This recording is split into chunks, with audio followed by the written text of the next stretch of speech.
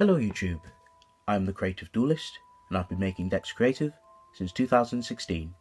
What I have for you today is my Spellbook deck profile. I apologise for not getting up any sooner. A lot of the cards I've been trying to find, and we all know that Spellbooks are infamous for being quite expensive. But anyway, I managed to get most of the cards. I think there's like 2 proxies. I'll explain over as I go through the deck profile. So yes, let's begin. This isn't Spellbook Demise because there's many different Spellbook variants. This is more of a controlled variant and my personal touch on the deck. But anyway, let's begin. So of course we're playing 3 Spellbook Magician or Blue Boy.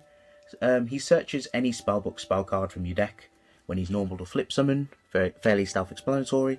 High Priestess, you reveal 3 Spellbooks, special summoner from hand, and you can blow up a card by banishing a Spellbook spell card.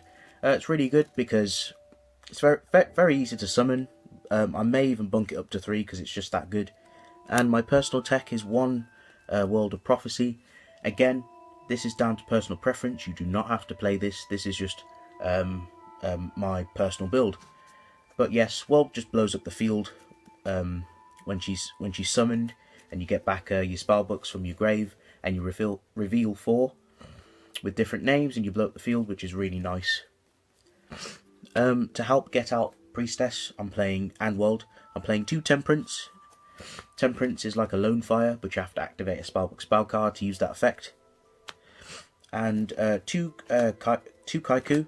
Kaiku is one of my favourite monsters in the deck because it shuts down your opponent's grave, because they can't banish stuff in their graves, and if you attack them and inflict battle damage, you get to banish 2 monsters in their graves, which is really nice. And of course the last monsters I'm playing is 1 Max C. The monster count is inherently small because the amount of spell cards we play is huge. So for the spells, we're playing triple Spellbook of Secrets, fairly self-explanatory. It searches any Spellbook spell card from your deck. Was meant to be playing 3 Knowledge, but I only was able to get 1. So you can play 1-to-1 still for budget players who don't have Knowledge. Knowledge is basically a pot of greed, but you pitch a Spellbook spell card from your hand. No, any Spellbook card from your hand, or a spellcaster on the field. 2 Crescents. Crescents gets the ball rolling. Crescent is very bad to draw if you have Spellbooks in grave already. 2 Spellbook of Masters. It copies any Spellbook spell card in your grave, so you can play it again. And 2 Spellbook of Fates. Sorry about the proxy. 2 Spellbook of Fates. Fates I usually use the banish effect, so I can disrupt my opponent as well as protect myself.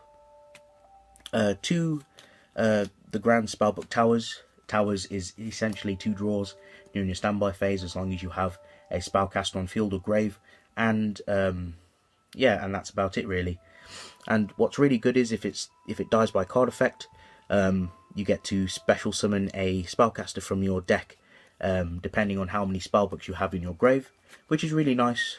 1 Spellbook of Power to buff up your Spellbook monsters and beat over stuff and get more searches, and 1 Spellbook of Life, which is basically a pseudo premature burial, so you can bring back any of your dead spellcasters in your grave.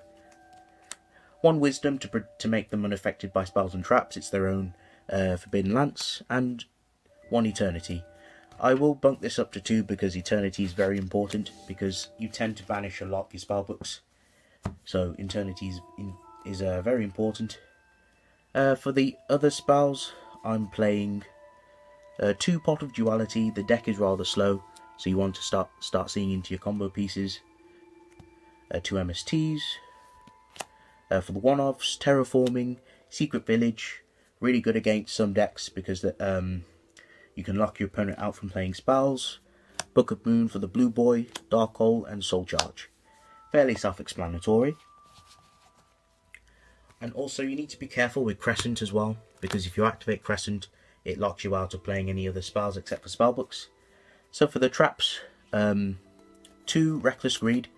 Again, if you have the combo with Grand Tower on the field, as well as this, you're essentially always drawing, so it doesn't matter if you play Reckless Greed and knock yourself out.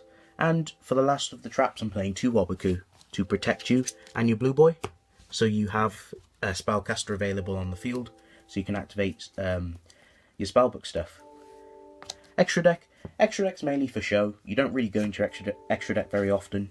So 1 Big Eye, 1 Flare, Gaia Dragon, Kappa, and 1 Downed Magician. So that clarifies the deck profile. Thank you for watching. I hope you guys enjoyed this video. Please like, comment and subscribe. Give me your feedback. Feedback is rather important. So yes, this is my Spellbook deck profile, and this is the Creative Duelist signing out.